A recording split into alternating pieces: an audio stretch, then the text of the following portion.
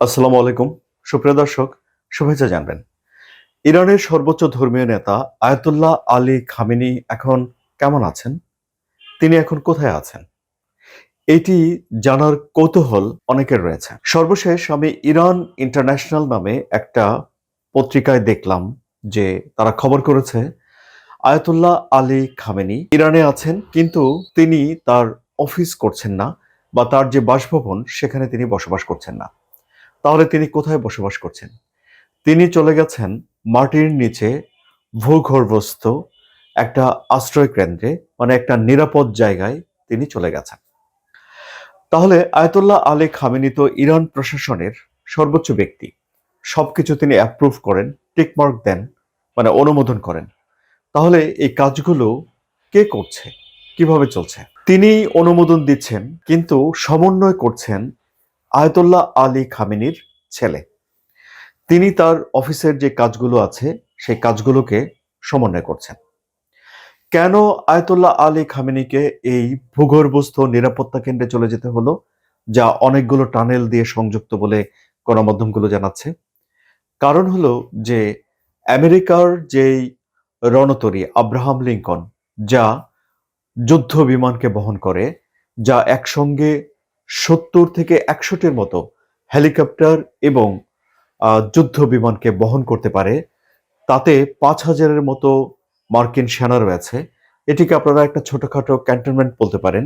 সেটি ইরানের কাছাকাছি চলে এসেছে। ইরানের বিভিন্ন পেজ থেকে বলা হচ্ছে যে এই জাহাজটি ইরানের মিসাইলের আওতায় চলে এসেছে। আবার যুক্তরাষ্ট্রের তরফ থেকে বলা হয়েছে যে, মানে ডোনাল্ড ট্রাম্প বলেছেন যে তিনি পরিস্থিতি পর্যবেক্ষণ করছেন এবং এটি কাজে নাও লাগতে পারে, কিন্তু তারপরেও তিনি এটি এখানে মোতায়েন করেছেন। এখন ইরানের সর্বোচ্চ নেতা আয়াতুল্লাহ আলী খামেনি যখন নিজেকে নিরাপদে রাখেন বা নিরাপদ আশ্রয় কেন্দ্রে চলে যান, তখন এর অর্থ কি দাঁড়ায়? এর অর্থ কি দাঁড়ায় যে সত্যি সত্যি যুদ্ধ লেগে যাচ্ছে? না, এর অর্থ এটি দাঁড়ায় না। তাহলে এর অর্থ কি দাঁড়ায়? এর অর্থ দাঁড়ায় যে দুই দেশের ভেতরে সম্পর্কের আরো এক ধাপ অবনতি হলো।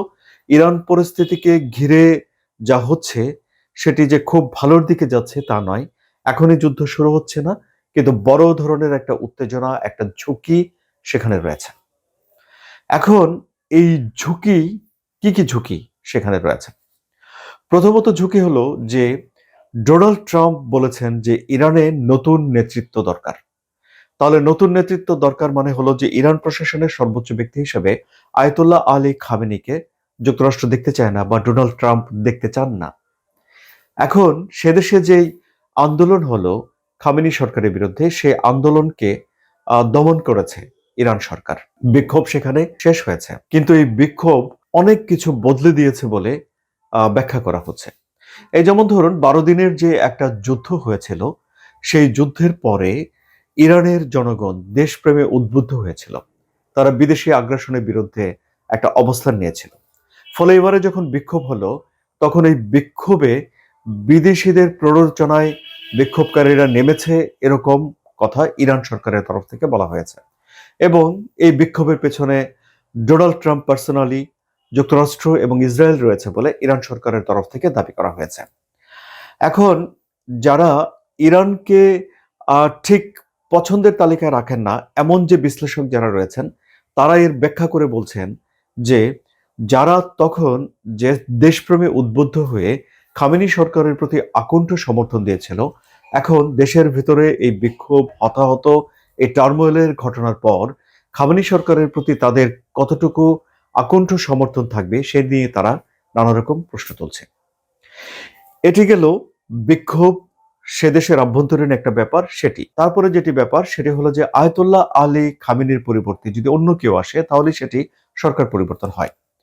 এখন মার্কিন প্রেসিডেন্ট ডোনাল্ড ট্রাম্পের আমলে ভেনেজুয়েলা থেকে আমরা দেখলাম তাদের প্রেসিডেন্ট নিকোলাস মাদুরোকে তুলে নিয়ে গেছে, সেখানে সরকার পরিবর্তন হয়েছে। ইরান মডেলে এসে এই ভেনেজুয়েলা মডেল কার্যকর হবে না বলে এই বিশ্লেষকরা বলছেন। কারণ হলো যে ইরানের যে সর্বোচ্চ নেতা আয়াতুল্লাহ আলী খামেনি, তিনি সশস্ত্র বাহিনীর প্রধান। সশস্ত্র বাহিনী বলতে শুধুমাত্র নিয়মিত সেনাবাহিনী, নৌবাহিনী, বিমান বাহিনী নয়। ইরানে একটা বিশেষ বাহিনী রয়েছে, সেই বাহিনীর নাম হলো ইসলামিক রেভলিউশনারি গার্ড কর্পস, অর্থাৎ ইসলামী বিপ্লবী রক্ষী বাহিনী, তাদের কাজই হলো খামেনি সরকারকে টিকিয়ে রাখা এবং বিপ্লবের পরে যে সরকার তৈরি হয়েছিল সেই সরকারকে টিকিয়ে রাখা। এছাড়াও আরো কিছু আধা সামরিক বাহিনী রয়েছে। সবকিছু মিলে এই বাহিনীর সর্বাধিনায়ক হলেন আয়াতুল্লাহ আলী খামেনি। দীর্ঘদিন ধরে তিনি ক্ষমতায় রয়েছেন, ফলে কারোর ভেতরে তিনি বিন্দু পরিমাণ সন্দেহ, অবিশ্বস্ততা যদি পেয়ে থাকেন, তাহলে সেগুলোকে যাচাই বাছাই করে তিনি নিজের মনের মতো করে বিশ্বস্ত লোকদেরকে দিয়ে এই বাহিনী গড়ে তুলতে পেরেছেন।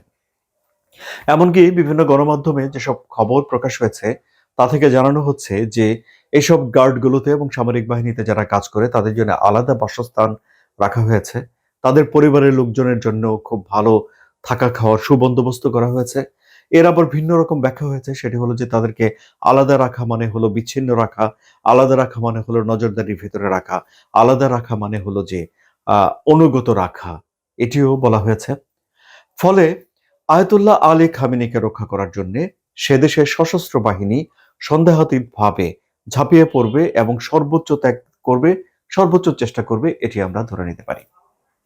ফলে এখন এই যে যদি সত্যি সত্যি যুক্তরাষ্ট্র ফাইনালি আক্রমণ করে বসে ইরানে, তাহলে ইরান তো আগেই ঘোষণা দিয়ে রেখেছে যে তারাও একটা দীর্ঘমেয়াদী যুদ্ধের জন্য নিজেদেরকে প্রস্তুত রেখেছে। ফলে দুই পক্ষের ভেতরেই একটা ঝুঁকির আহ গণনা চলছে।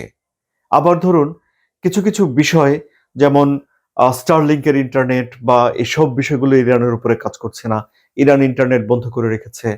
এখন যুক্তরাষ্ট্র অত্যাধুনিক বাহিনী, তারা ইন্টারনেটের উপরেও নির্ভর করে।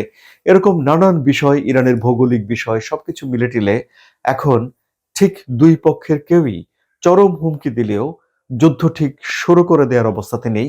এটি আমরা চাইও না যে যুদ্ধ শুরু হোক। আমরা চাই শান্তিপূর্ণভাবেই যেন সবকিছুর সমাধান হয় আলাপ আলোচনার এবং পারস্পরিক সম্মানের ভিত্তিতে, তাই নয় কি সুপ্রিয় দর্শক?